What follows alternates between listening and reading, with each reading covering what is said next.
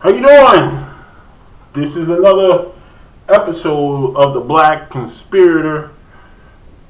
Alright? And we got a nice conspiracy for you. A nice little conspiracy concerning Trump and his presidency. What was the purpose of his presidency? Could his presidency continue today? And we already saw the march on the Capitol, which was totally freaking ridiculous that he ignited. And I ain't hear no real repercussions on his part. He just walked out of the White House. I guess the president is above the law. I mean, really, you can see you put a coup to the capital of the capital. I'm pretty much speechless. But I got another one right here. This is a conspiracy that we have right here. Trump's Neo-Fascism takes America's racism to the next level. What seems to be that's something. That probably was the basis of his freaking presidency to begin with. It did take it to another level. In a lot of instances, they took it to another level. Racism in America to another level. All the hard work of Martin Luther King, Malcolm X, Noble Drew Ali, Marcus Garvey, many other leaders, and as well as John F. Kennedy, is going down the freaking tubes in this country. And I'm gonna read you this story or this clip that I saw on the news page, and it's very interesting. It goes through a lot of vulnerable points in America and the psyche of the people, on how much it can ignite a people on a movement, even though the leader is not there anymore. His name is Trump. Since the losing of the president election, Donald Trump has pinned the blame on cities with large black populations such as Detroit, Philadelphia, Milwaukee, and Atlanta. Specifically, Trump has connected these cities with corruption, claiming, for example, that Detroit and Philadelphia are two of the most corrupt political places anywhere in the country. Easily, it is widely agreed that these cities are not responsible for Trump's electoral loss. Trump's strategy of connecting black political participation to corruption is that a strategy made more effective by the fact that it has a deeply embedded history in U.S. politics. The Reconstruction Era, just after the Civil War, was a brief decade or so in which black Americans in the South could vote. Whites in the South argued against black politicians participation on the grounds that the black elected official indulged in rampant political corruption. In his magistral 1935 work, Black Reconstruction, W.E.C. Du Bois, through debunking this view, revealing it to be nothing more than a cynical political tactic to retain white political power in the South. As W.E.D. Du Bois writes, the center of the corruption charge was, in fact, that the poor men were ruling and taxing rich men, and in describing the strategy of using false charges of corruption to justify the disfranchising of black civilization. Du Bois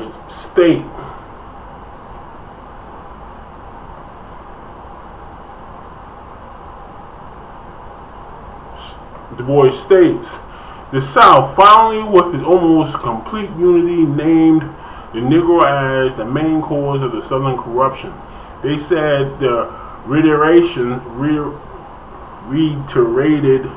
this charge until it became history, that the cause of the dishonest during the Reconstruction was the fact that 4 million disfranchised black laborers, after 250 years of exploitation, have been given a legal right to have some voice in their own government, and the kind of goods they would make, and the sort of work they would do, and in the distribution of wealth which they create.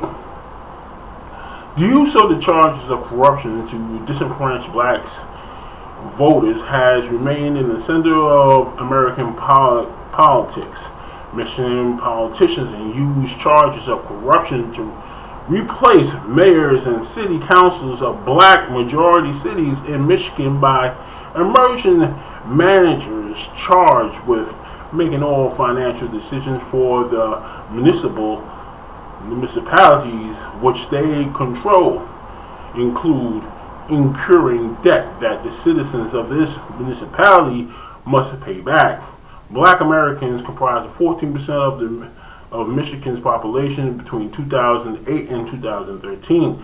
Yet 51% of black Americans in Michigan were under an emergency manager at some point during the time. In contrast, during the same period, only 2.4% of whites in the state were under an emergency manager, nor was the places of much of Michigan black population under this kind of authoritarianism, receivership of benefits to them. It was, after all, a policy that led to the lead poisoning of thousands of children in Flint, Michigan.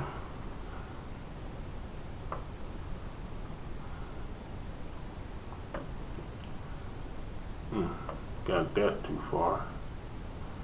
Lincoln sees with large populations to corruption as a way to disenfranch the voters, and part of the lengthy American traditions of attempting to justify a herein vote democracy, a system in which only members of one race or ethnic group can participate in the formation of the law under which they are governed.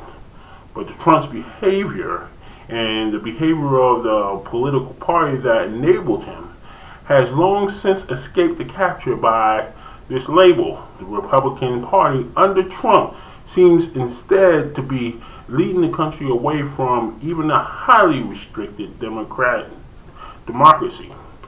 The political formation that seems to be emerging is rather straightforward authoritarianism in character. Under Trump, the Republican Party seeks one-party rule in the service of a kind of cult of the leader who promises a restoration of greatness supposedly destroyed by liberalism, immigration, minorities, and socialists. In short, what seemed to be emerging in the Republican Party out of the wreckage out of our hearing vote pass is a kind of modern day fascism in this system. Anyone who is not loyal to the leader or the leader's party is treated as illegitimate, denounced as socialist and communist, or a useful dub of these ideologies. Told you this place was turned into some kind of communist thing in my other video. Okay.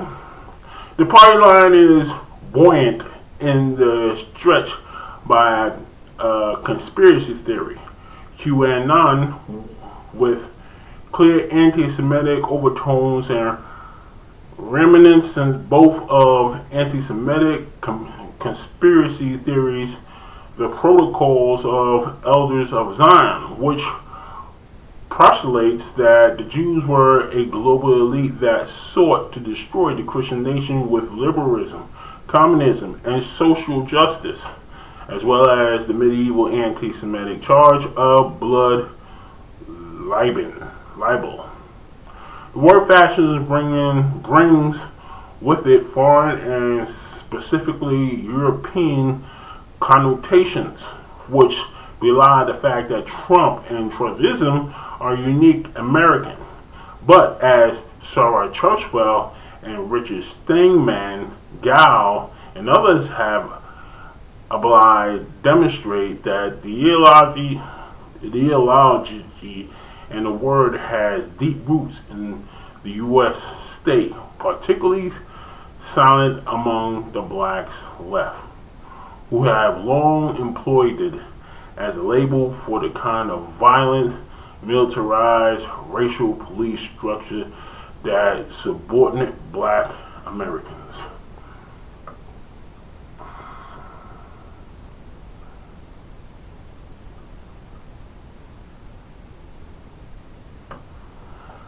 Between World War I and World War II, Henry Ford distributed hundreds of thousands of copies of the Protocol of the Elders of Zion, laying ideology basic for the reemergence of something like QAnon today. Fascism, in its ideological component, has deep roots here.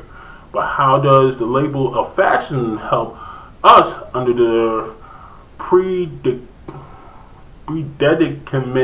into the Trumpism places used today? How does it explain and predict the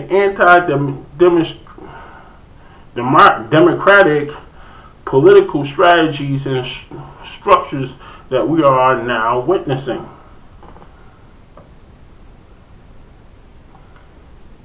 In 1955, work discourse on colonialism M. Caesar argued that fascism was the result of bringing to bear on domestic populations that the tactics that European countries use on their colonial subjects. Using this as insight, we can make sense of Trump's administration's brutal war on undocumented U.S. immigrants using the structural development in the recent war on terrorism. But Trump himself is generally an isolationist, not a colonist, as indeed were U.S. fascists or fascist-friendly movements from the KKK to America's first. In what sense, then, does it help to see Trumpism as a fascist social and political movement given these isolationist tendencies? If we think of fascism in the United States as primarily directed inward towards a kind of internal colonization of black and indigenous populations, we can begin to understand what we face. Some of the actors in Trump's political sphere, most obviously Rudy Giuliani, directed their brutal tactics primarily at black populations under their governance, masking the profoundly anti-democratic characteristics of these politicians from whites who choose to look away.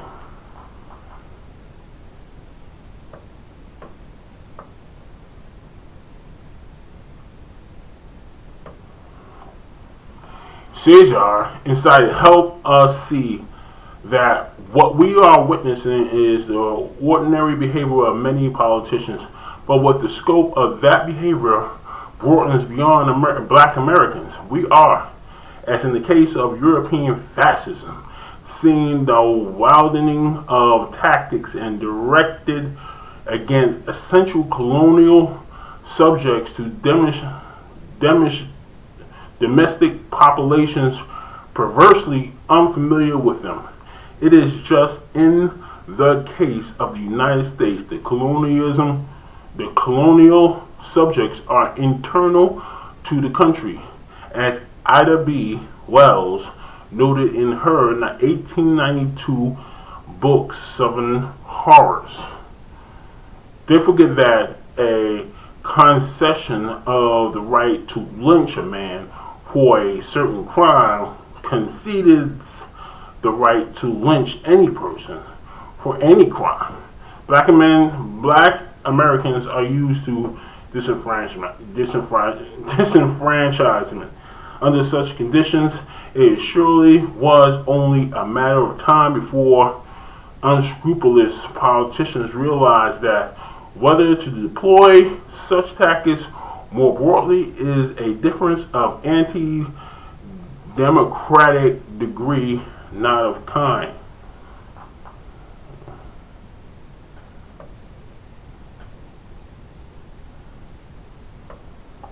The open disdain for the democratic norm we are now witnessing among Republicans are best understood as the familiar American practice of regarding certain voting populations as democratically illegitimate.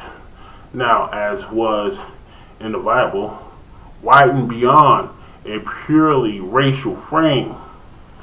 We are quite obviously nowhere near down the road of subjecting white populations to a full treatment to which our black we are quite obviously nowhere near down the road of subjecting white populations to the full treatment to which our black population has been subjected, though we saw the glimmerings of such behaviors in the Trump administrations, initially in militarized response to this summer's political protest.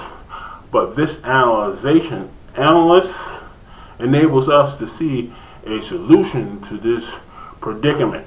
What we see from the behavior of the National Republican Party is a broadening of a preceding set by long-standing anti-democratic treatment of minority populations. The moral of our current moments is that without democracy for all, you eventually will have democracy for none. And that's where you get the socialists and you get the communists, and this is why they're trying to break down all this stuff like that. If you don't have rights for one, you're not going to have rights for all. You have what's that called? A communist party. And this thing was being implanted into the United States strategically, not only by Trump, but all the people that he represents. I think it was the Republicans. You know what I'm saying? And it's ridiculous. It's trickling down all the way down to the normal civilians.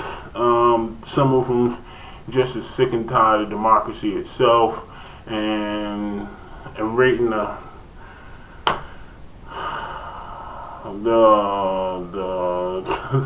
the government building was just part of that.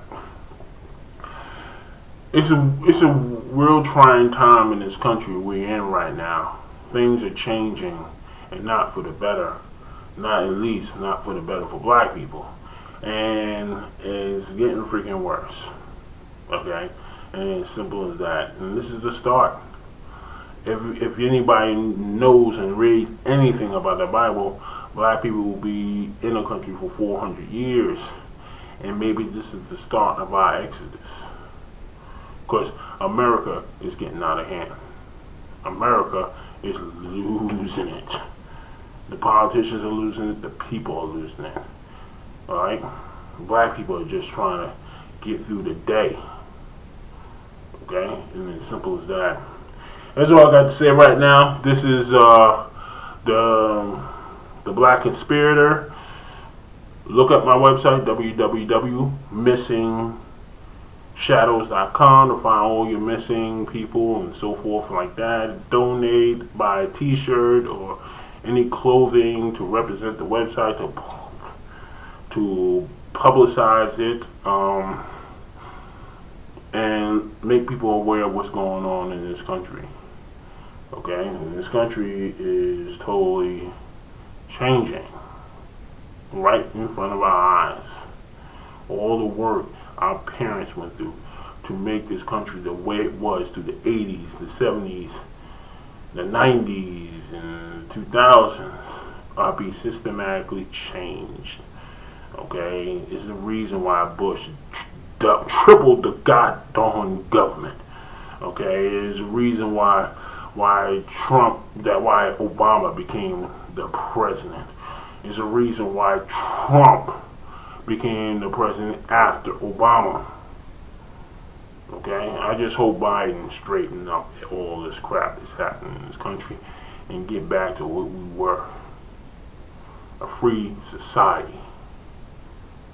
Okay, that's all I got to say. My name is Name Blash. This is the Black Conspirator. Signing off.